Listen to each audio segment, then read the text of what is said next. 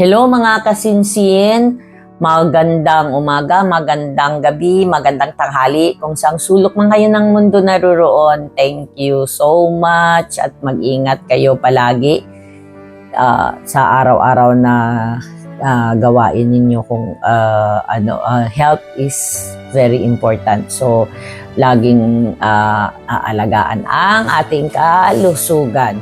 Okay. Ito, napaka-importante talaga to, kailangan nyo talagang kumbaga sa parang, hindi naman siya talagang pero nasa sayo pa rin, depende. So, okay, ganito. Pagka sa, tawag dyan, off day, di ba? Yung iba kasi talagang pag off day, so, of course, kahit sino naman, kahit ako naman, gusto kong mag-off day, gusto ko talagang masaya, kahit kung sa, kung sa galaan doon ka, ganun. Pero, ang maipapayo ko lang sa inyo is, hindi masama ang magsaya sa labas, kasi syempre, ang nila iba ang mga, tawag yan, rason ng iba is, off day ko to. Gusto kong kasi whole week ako nagtatrabaho, pagod ako, kailangan ko maglibang. Guys, paano mo masabi na hindi ka napagod? Kasi kung saan-saan ka mang pumupunta, pagod. Kumbaga sa siguro ang ko lang is syempre, of course, pagkamaguhan ka, gusto mo doon, pupunta ka doon, magpa-picture, ganun. Siyempre, naiintindihan ko yung ganun.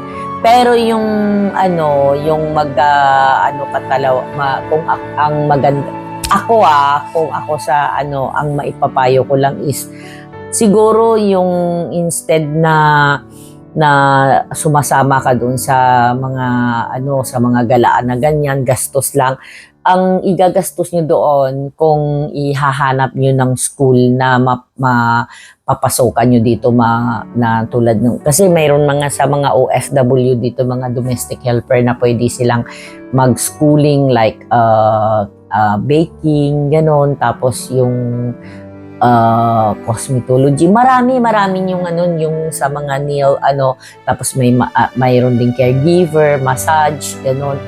So, yung mga certificate, ng certificate ng Singapore, pagka mayroon kang certificate na dito sa Singapore na mo, ay kahit saan mo gagamitin yun, napakalakas. Sa totoo lang. Talaga basta may value ang certificate ng Singapore. So, maraming mga dito ngayon na ng mga government, kasi para at least mayroong libangan yung mga domestic helper natin. So kung ako sa inyo, i-grab the opportunity ng ganyan, kung may every Sunday off kayo, kung ako sa inyo, i-upgrade nyo yung sarili nyo, kasi hindi tayo habang buhay na ganun lang, stick ka lang. Siyempre, pagka meron kang tulad niya, may mga caregiver ka na pwede kang mag-Canada, pwede kang pumunta sa ibang bansa na gagamitin mo yun. Mayroon ako ganito, certificate, gano'n. So, mayroong nga dito mga computer secret, comsec, computer technician, yung mga ganon.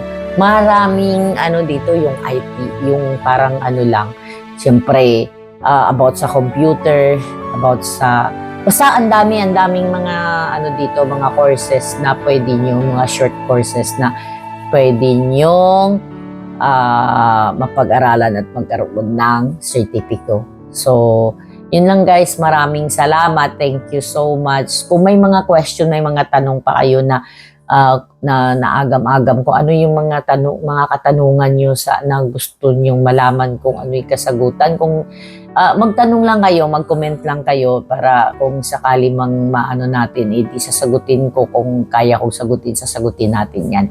So yun lang guys, thank you so much at God bless. Ingat kayo palagi kung saan man kayong sulok ng mundo. Thank you sa pag-subscribe, sa pagsuporta sa mga hindi pa nakapag-subscribe. Don't forget to subscribe, like, and comment sa ating video. Thank you so much. God bless. Bye!